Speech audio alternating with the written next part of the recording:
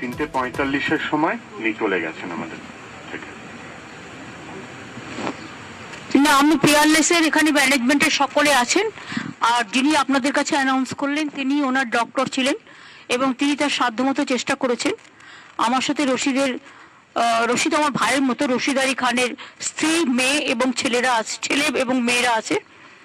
আমরা সবাই মিলে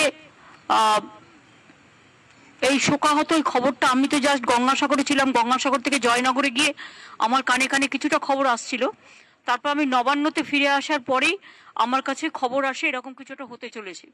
সেজন্য আমি চলে আসি সঙ্গে সঙ্গে খবর নেওয়ার জন্য। তখনও আমার কাছে শেষ ইনফরমেশনটা ছিল না। এখানে এসে ডাক্তারদের সাথে কথা বলে আমি জানতে পারি, ওর পরিবারের সাথে কথা বলে, যে তারা তাদের সাধ্যমতো চেষ্টা করেছে, সাধ্যমতো চিকিৎসা দিয়ে, কিন্তু ultimately it's a great loss.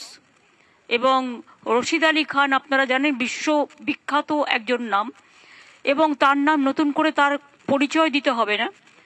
তিনি আর্টিস্ট হিসেবে বলতে পারেন সঙ্গীত সম্রাট, এবং উত্তরপ্রদেশে তাদের অরিজিনাল জন্মের স্থান, কিন্তু তিনি বাংলাকে ভালোবেসে বাংলাকে চিরকাল বাংলায় থেকে গেছেন।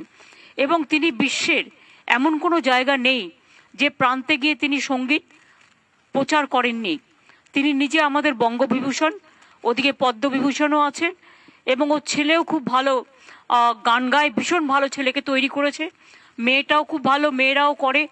ওরা আসতে চাইছিল না, তার কারণ হচ্ছে ওদের এতটাই ওরা শোকাহত। কিন্তু এই পরিবেশে যখন কেউ চলে যায় তখন তো আমাদের রবীন্দ্রনাথ ঠাকুরের ভাষায় বলতেই হয়, দুঃখ হলেও সুখ আছে, দুঃখ তেমন আছে, কাউকে না কাউকে চলে যেতে হয়। কিন্তু অল্প বয়সে চলে গেল, এটা আমাদের কাছে অফকোর্স খুব একটা দুঃখের। আমি মনে প্রাণে চাইতাম রশিদ রিভাইভ করুক, এবং আমাদের দিক থেকে যতটুকু সহযোগিতা করার, আমার সাথে খুব ভালো যোগাযোগ ছিল। উনি